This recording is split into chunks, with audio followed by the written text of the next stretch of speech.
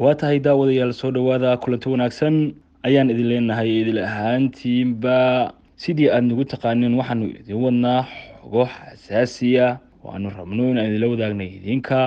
waxaanuna idinkaga baahannahay annaguna in aad ka mid noqotaan saaxiibada nagu xiran sidoo kalena aadna siisaan like share comment si ay noogu noqoto dhiirigelin waayahay daawadayaal waxaanu rabnaa inaan idinla wadaagno qodobo yaryar oo kooban kuwaas oo aan ku falanqeynayno xaaladaha guud ee maanta uu ku jiro dalku qarax khasaaro geystay oo ka dhacay magaalada Kismaayo booliiska oo sheegay in gacanta lagu dhigay kooxo weerar ka geystay Muqdisho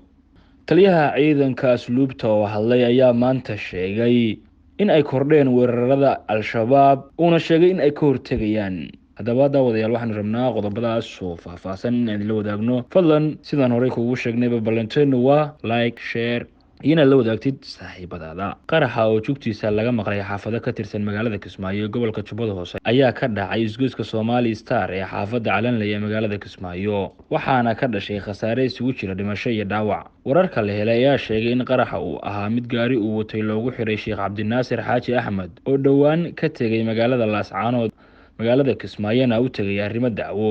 isla markaana qaraxa uu ku geeriyooday ciidamo ka tirsan kuwa ammaanka Jubbaland ayaa tagay goobta uu qaraxu ka dhacay iyaga oo xiray wadooyinka soo gala isgoyska Somali Star ee magaalada Kismaayo waxaana shaki ku jireen qaraxyadaas isdaba joog ah ee ka dhacay guud ahaan maamulada dalka iyo gobolka Banaadirba in ay yihiin kuwa siyaasadaysan oo lagu carqaladeynayo doorashada dalka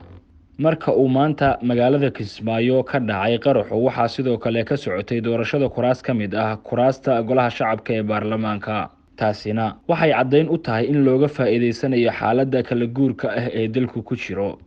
ciidamada amniga Soomaaliya ayaa gacanta ku dhigay kooxo weerar bambooyin gacanta loo adeegsaday ku qaaday saldhigga booliiska qaar ka mid ah degmooyinka gobolka Banaadir afhayeenka booliiska Cabdi Fataax Aadan Xasan ayaa sheegay in al-shabaab ay weerareen saldhigyada booliiska Wadajir Hodan Howlwadaag iyo Boondheere isla markaana gacanta lagu dhigay raggii weerarka soo qaaday warbaahintana loo soo bandhigayo afhayeenka ayaa sheegay in booliisku qabtay 7 ruux oo ku eedeysan in ay soo weerareen saldhigyada booliiska taliyaha ciidamada asluubta Soomaaliyeed Korneyl Mahad Cabdiraxmaan Aadan ayaa sheegay in ciidanka asluubta Soomaaliyeed ay xilligan u diyaar garoobeen ka qayb qaadashada amniga dalka xilli maanta loo dabaaldegayo sanad guuradii 52 ee ku beegan markii la aasaasay ciidamada